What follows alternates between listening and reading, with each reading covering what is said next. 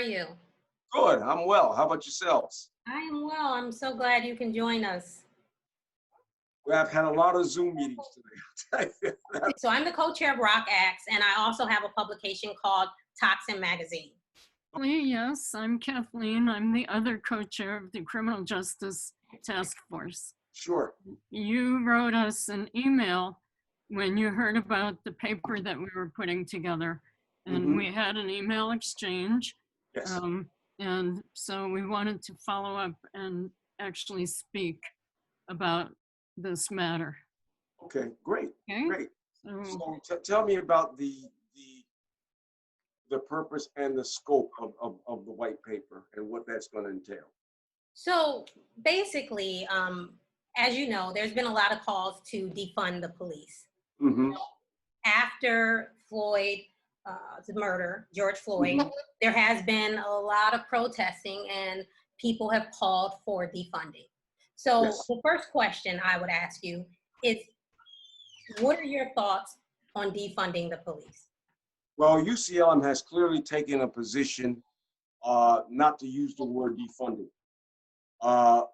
because that word defunding means a couple things. Number one, either it means the abolition of the police, or it can mean reinvestment of that money in communities.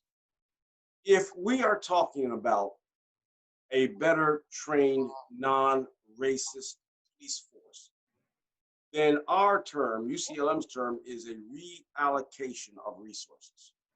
That's our term, not defunding, because defunding has too much of a negative connotation to it, and so we would look. Our terminology is reallocation of resources, and we have a list of proposals specifically that we would like to have those reallocation of resources reinvested in. So when you use the word reinvested, right? You're saying reinvested into community programs, or are you saying No, reinvested? No, Okay. no, because no, we're not saying reinvest in community programs. We are saying that those community programs that need to be reinvested in, reinvest some of that money into there.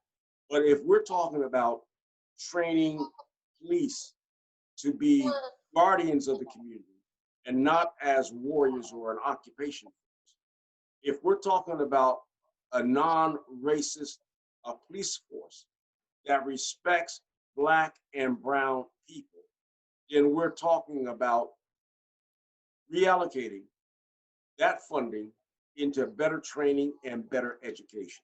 Okay. And certainly from our study of the Rochester Police Department and what needs to happen basically on a county level, the reallocation of funding or source resources is necessary. First of all, let me give a couple of examples of that. Number one, in order to become a police officer or to apply for a police officer, one must pass two prerequisites. Number one must pass the physical. And number two, one must pass a mental health evaluation. Now, after that mental health evaluation is done, a police officer receives no mental health evaluation at all during his or her career as a police officer, not unless he or she is engaged in a bad shooting or needs some type of help. And we're saying that all line officers must have a mandated annual psychological evaluation yearly, if they are going to continue working as a cop. Because what that'll help do is do this. It will flag those officers who are really stressed out and flag them and give them the therapeutic intervention and help that they need. Now, I can't call any names because I'm under a lawsuit right now, but the officer that was engaged in beating up Christopher Payne, he is alleging that he suffers from post-traumatic stress disorder and that he received this PTSD from serving in Afghanistan as a military person, all right? Then he got a job at the NYPD. And from the NYPD, and I don't know why RPD did not catch it, he transferred, and we don't even know why he transferred, but we're soon about to find that out. Then he transferred from NYPD to RPD in order to become a police officer here. So we need to be able to flag those officers who are suffering from post-traumatic stress disorder, because what they tend to do when they're stressed out is they tend to take that out against people in the Black and brown communities. That's number one. Mm-hmm. So the dollar amount that we are going to have in order to have an evaluation of all 700 plus police officers, that's going to cost some money. But that's what we're pushing for. And we've also alerted City Council that this is what we must in fact do. The second thing is we need to put more mental health practitioners out on the street.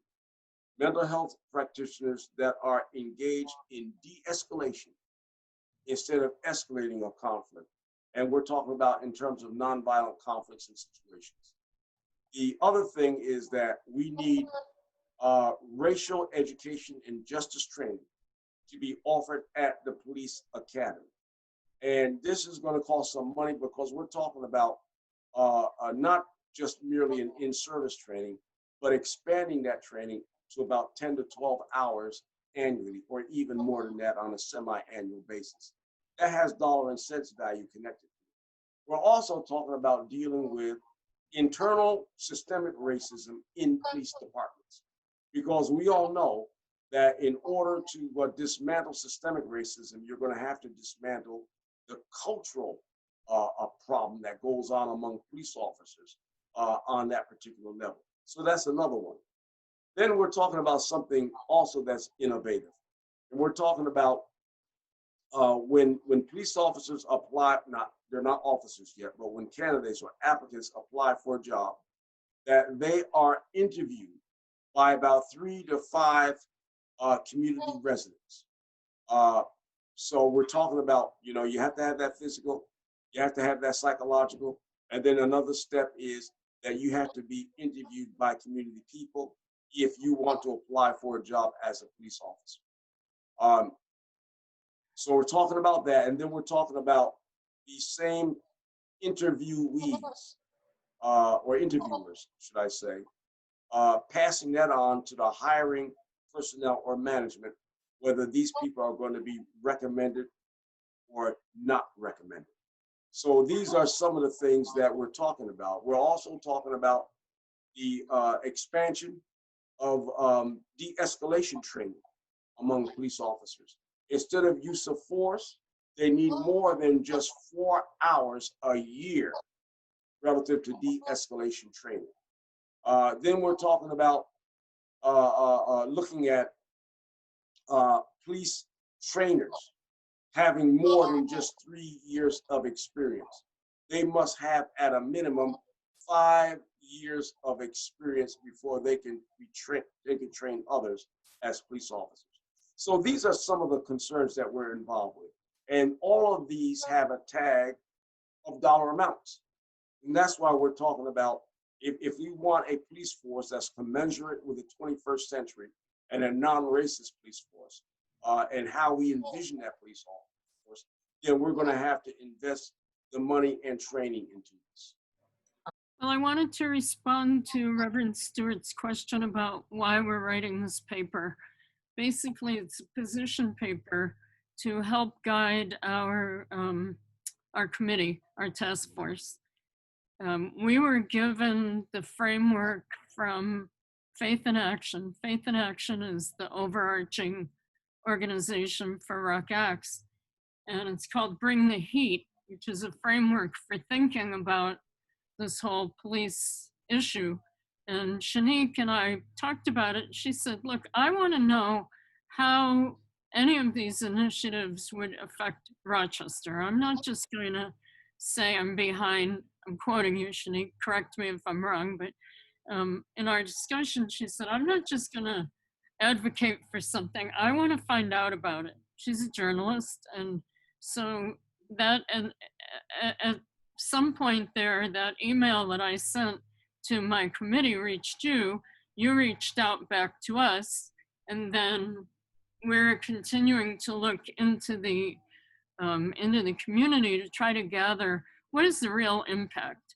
So I'm a retired social worker, and I've been around long enough to remember what happened with deinstitutionalization when people were removed from the state hospital. Good Yes. idea, right? But Yes. the planned programs to support them in the community were insufficiently funded, and Mhm. now we have the results of that. So I would be coming from the point of view of we don't want to advocate something that winds up hurting our community. That Right. sounds good on the surface, but turns out to be a bad deal for everybody. And Mhm. the institutionalization, Shanique, was where the state took back the money that they had invested in the state hospitals, like Rochester Psych Center. I grew up in Rochester, New York. Okay, I'm born and raised on Okay. the west side of Rochester. So the Okay. first thing I thought about when they said defunding, I said, wait a minute, I need to make sure that this does not hurt my community. Yes. Okay, so that's Yes. why I'm here. This is why I'm trying to do the work to make sure that my Black people and the brown people are not directly affected by something without the necessary investigation. And typically, and I get it, we do have issues with the police. The police do not respect us. There's many of them out there that do not respect our community. So we have to do the work to ensure that the people placed in our community are doing the necessary work. And I love what you said. It's about reallocating those funds into the police department. Yes. Versus, so, okay, so my next question to you would be, city council, they have already done they've done the defunding, the $3.7 million.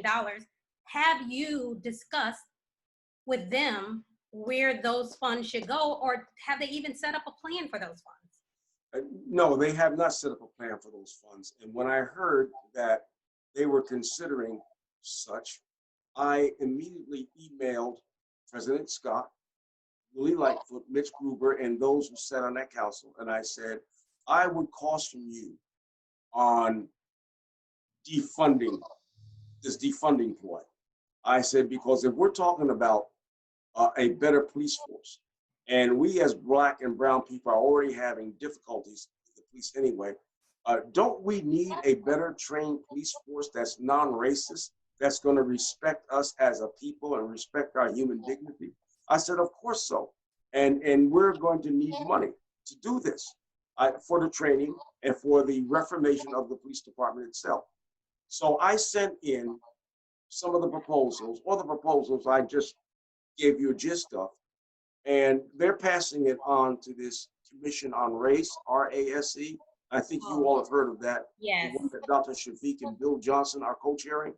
Now, I'm very jaundiced when it comes to government-backed commissions because they never amount to much. They never do. It's always a photo op. It's always some type of blue ribbon panel, but you never see the systemic changes that the community needs.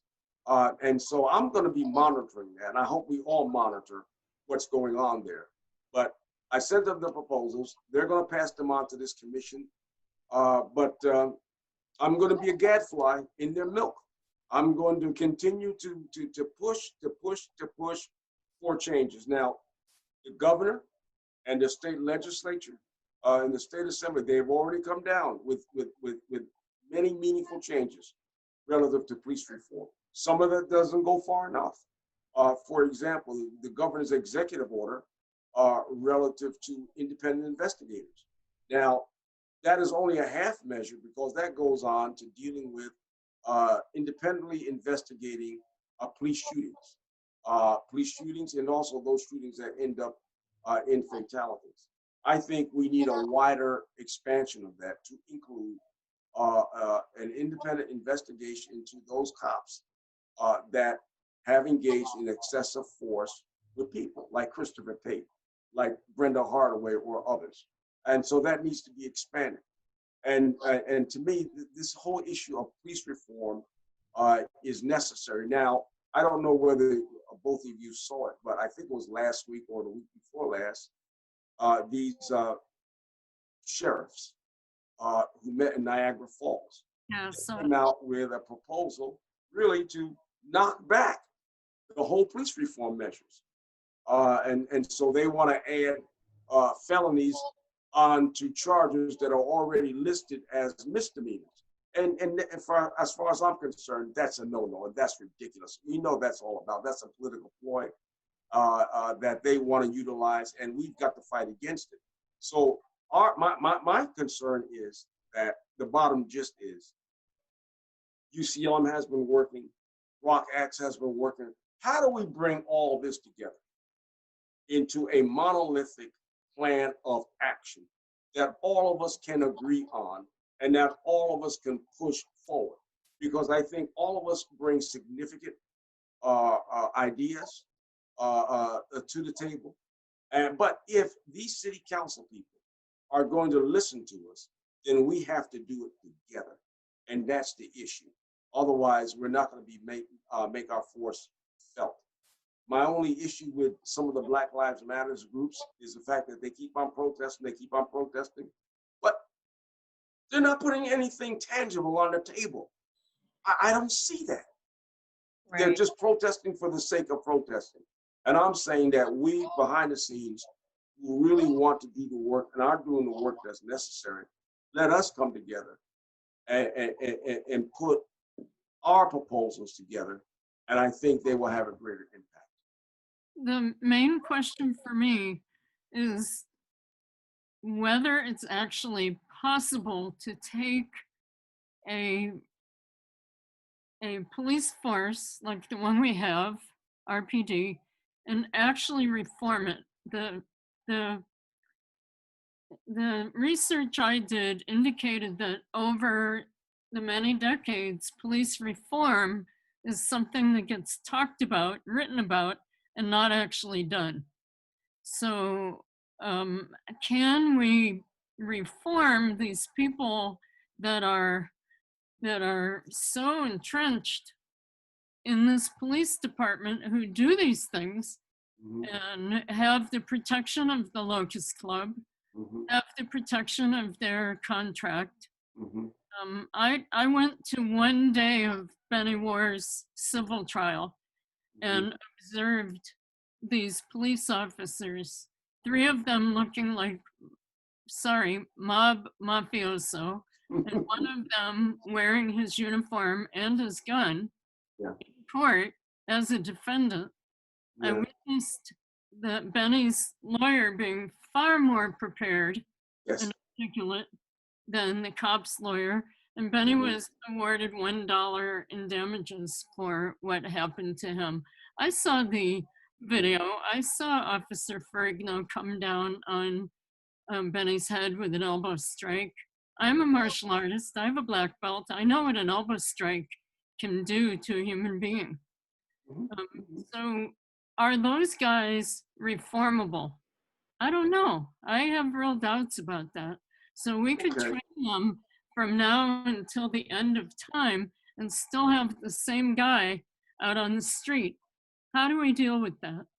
But I think that the state legislature gave us some tools to deal with these kinds of people that we've never had before. I think number one is 50A, because I've worked with Charlie Berkwood in the past. I worked with Mark Fody on cases and things of that sort. And we had to do everything through discovery, or they did.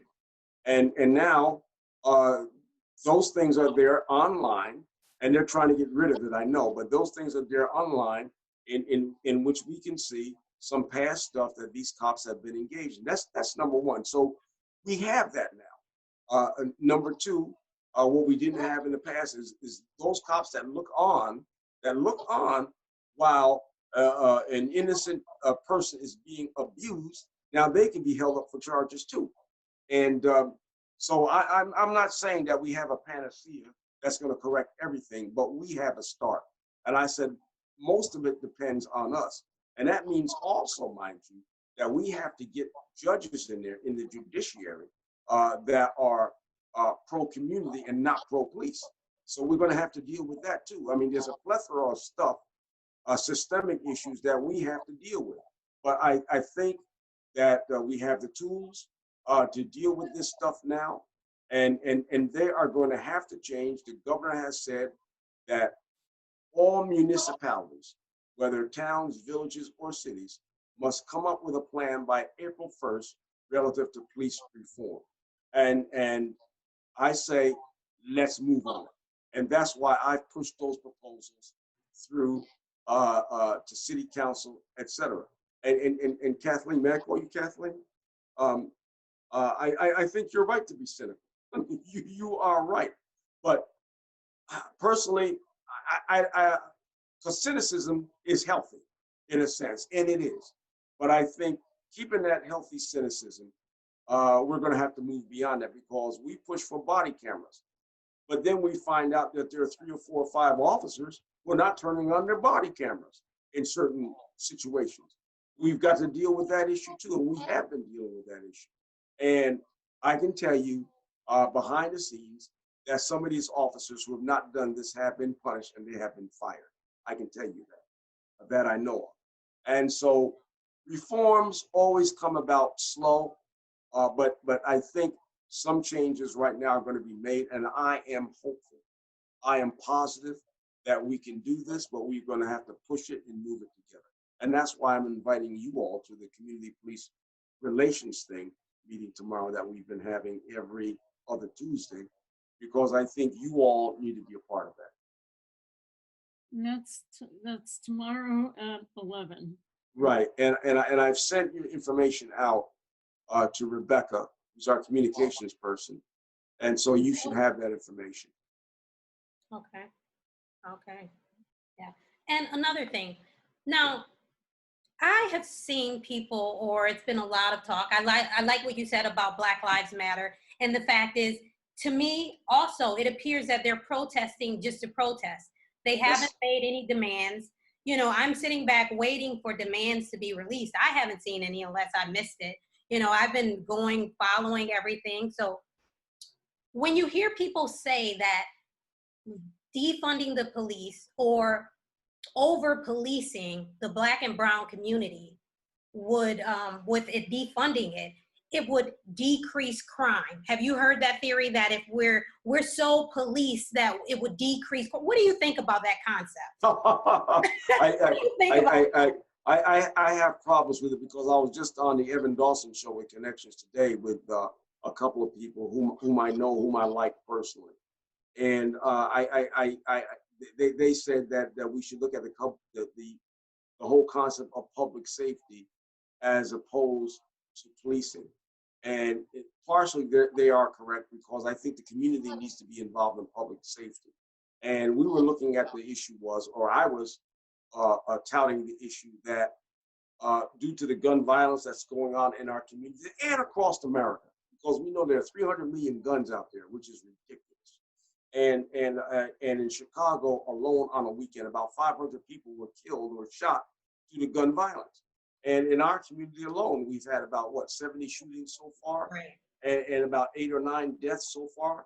And I was saying today that this is a public health crisis. And I know that the curfew is only a temporary measure to do that. But the fact is, if we can, and I think you would agree with me, both of you would, that most older Black people are calling for a critical police presence in the community, and they are. Black people live in fear in the community. They want a police presence. But we also know that police come after a crime usually has been committed. But still the same, if we can envision a police force that's non-racist, that responds to people, that utilizes de-escalation over use of force, that is willing to engage people and not disrespect people. That's the type of police force I want. And it's critical, because we need a viable, a reformed police department that's going to take care of the needs of the people President Obama called it well. They did back in, I think, 2014, I believe, or I might be wrong, or they had a task force on 21st century policing, which they came up with 6 pillars. And we've had 4 summits, and I'll tell you how entrenched the problem is. We've had 4 summits, and we've never gotten beyond the first pillar, which is building trust and legitimacy, which shows the entrenched perceptions in our community about the police and what the police have about Black and brown people. Because there's certainly that wide gap in that element of distrust, and how do we get beyond that? So to answer your question, yes, I would like to see a better police presence in the community, but with better informed, better trained, non-racist police. That's what I would like to see. A few minutes ago, Reverend, you said we need to all come together Yes. in order to make our voices heard. And, I think we all know that in Rochester, we tend to be siloed. So what are your ideas about how to bring together a broad coalition in the community to join together? Like, I know that I heard a little bit of the Evan Dawson show today, and I know that Iman and Stanley were advocating different positions. The subject was the curfew, but I know that they are also more in line with, abolishing police, Yes. fully defunding police. But I think without them on board with some kind of unified position, we are again dividing ourselves. So how do we bring together more of a coordinated community voice? And frankly, one reason why Shanique and I wanted to have this call with you is to help promote that. Rock Act has been doing its own thing for a long time, and the two of us working together, we want to be more collaborative. We want to be more connected to the community. Right. I think the first step is like I've done is invited you to the excuse me, to the meeting tomorrow. I think for me that's the first step, and I think and Iman and Ashley Gant, they are also members of that. They're also members of that, although they have a different view of that, because I think more that's generational than anything else. But they're part of that too. In fact, we all were a part of the original idea when we sat at the table with City Council to rewrite the ordinance for the Police Accountability Board. We were all at that table there. Enough is Enough was there. Genesee Valley Civil Liberties Union, UCLM, was there, and there was another representation there also. We were all there together. Of course, we all got messed up when Judge John Ark kind of derailed and took out the disciplinary issue out of that. But I think that's going to be corrected. But anyway, I think that's a start. I think today is the start of dialogue. It really is today. And I'm pleased about this dialogue today. And if we can have future meetings about this, and I would like to invite both of you to the table tomorrow to be a part of this and to be a part of subsequent meetings as they come along. I think that's a start. We're not going to be able to get everybody. Right. That's been in my experience. But I think those who want to collaborate and cooperate, and those who want a unified agenda, I think we have to do it for ourselves. That's just what I think. I've been around long enough so I can say that clearly. Right, I agree. I think that some people just aren't going to agree with, a system that still supports police. Yes. And You're not. And I think a lot of that, Shanique, is generational too. And I know they look at me like, well, he's a civil rights guy away from back then. He has nothing to do with Black life. But like I told somebody at the meeting that we had last week, I said, I'm 74 years old and I'm a Black man, and my Black skin ain't gonna come off. So therefore I know about Black Lives Matters. Right. And sometimes they think they're the only ones, these young people, they know about Black Lives Matters, and they're going to try and teach us about stuff, you know, that we've already been through, that we've already experienced, and that we're still experiencing. And so I would like to reach out and invite them to the table. And Ashley knows about it, Iman knows about it, and Stanley knows about it. We worked together on this annoyance law that, what's her name, tried to, Carla Boyce, we worked together on that. So we've been working together with people. I'm just glad that we had this meeting today, and we can have subsequent meetings Yes. around these issues also. I do have another question. Yes. Do you think that the Black and brown community, mostly my experience, I'm a Black woman, do you feel that we have a false sense of security with police? Like we feel we're comfortable, we feel safer when they're around, but are they really protecting us? Well, yeah, well, you know, that's reality. That's an issue because you feel safer when they're around, but yet you know that anything can backfire at any moment, you know, and they can revert to some type of regressive stuff. I don't want to paint all police in the same picture. I really don't want that because there are some good people there. But I do know that when you come to police culture, a lot of times, and I know there are grades of differences, but a lot of times both Black and white police act the same way. I do know that. Yes. You know, and that's a very real problem that we have to confront and deal with. I remember, were you two at City Hall when we were fighting for the Police Accountability Board to be voted on? And The I came police, to several meetings. yes. And when I went there, the whole city council chambers, it was packed out with cops. There were Black cops there and white cops there. And they did not want to see the implementation of this Police Accountability Board. They were against reform, both Black cops and white cops, and some Puerto Rican cops. And that's why I know that this whole thing is a police culture issue. Yeah. And it is. And it's up to all of us. We've got to change it. And we can't change it operating, as you said, out of our different silos. We've got to come together with a larger plan and as a larger force and really make this thing happen. And we have to do it.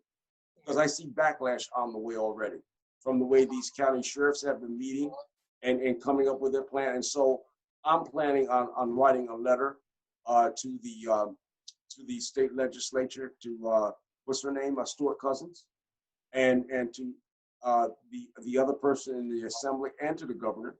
And if you all want to come on as signatories on that letter, I would be very pleased to, because this can come from a group of us and not just one of us.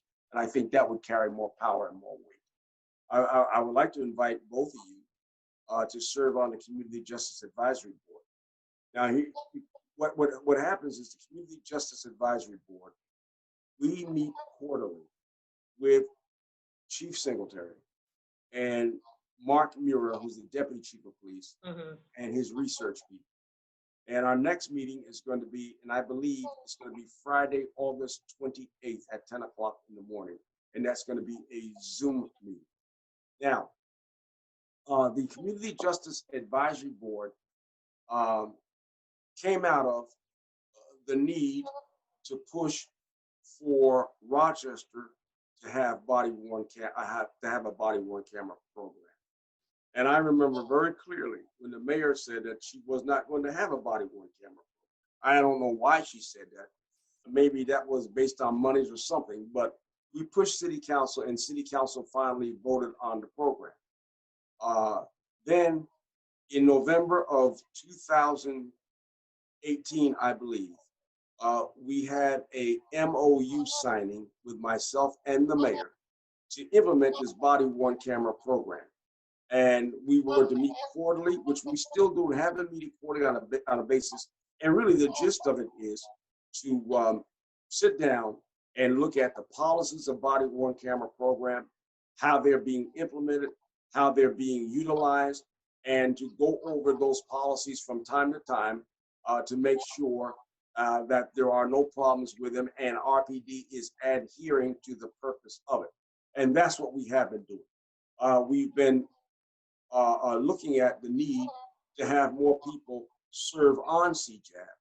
And certainly, I would invite you two to serve on the program because we meet quarterly. We did anybody see our booklet that we did for that? No, I don't think I've seen it. Did you see this? Oh, okay. This is our first booklet that was published in 2019 on Rochester's body-worn camera program. Oh, okay. And we're doing the research to publish another book on the body-worn camera program for 2019, but that's going to be coming out in 2020. So we're a little bit behind because we had to force them to give up the information and the data that we needed to do the research. So we're doing this. And so I'd invite you to participate with the CJAB, and I will, and usually we've been meeting physically, but since the COVID thing, we've been meeting on Zoom. And so I would give you the information and the links to that also. Is that report online?